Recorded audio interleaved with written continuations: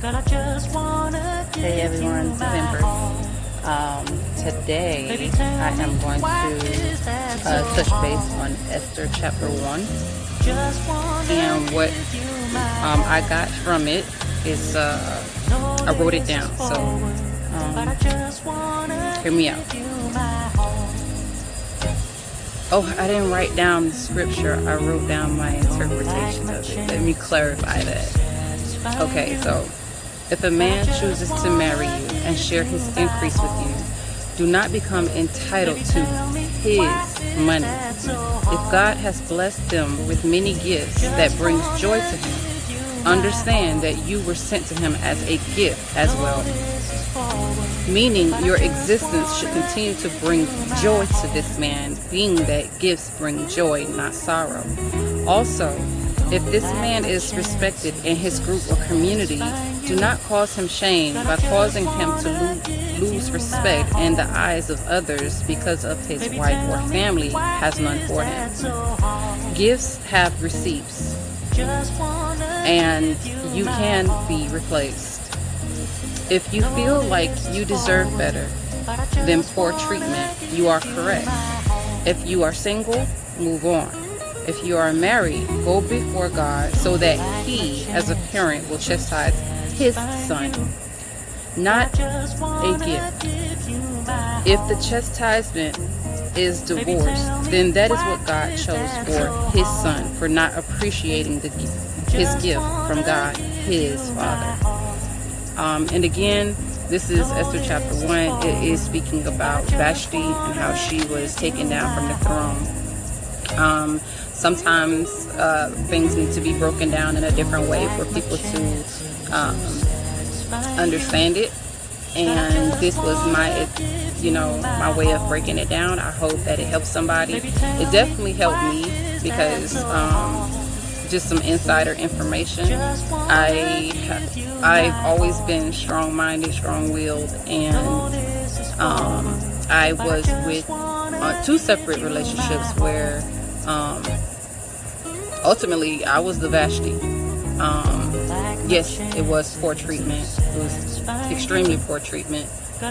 But when I went before God, I didn't go before Him necessarily in a place of humility, asking Him to correct the behaviors of that person.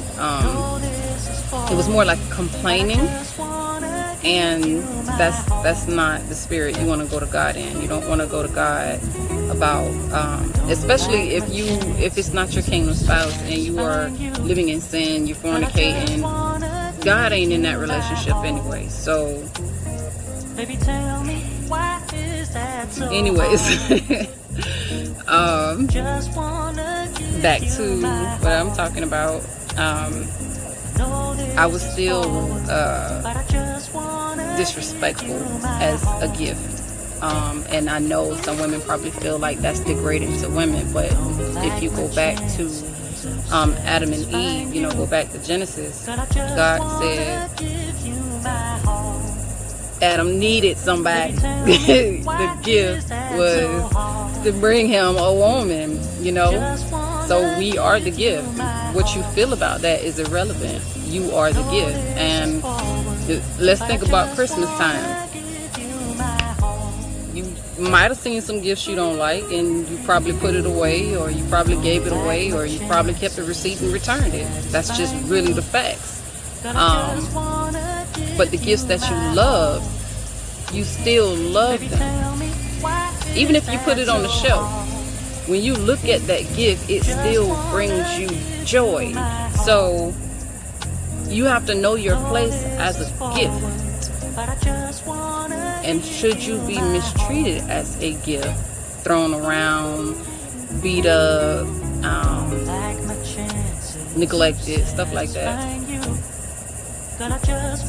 go to God. That's what we're supposed to do.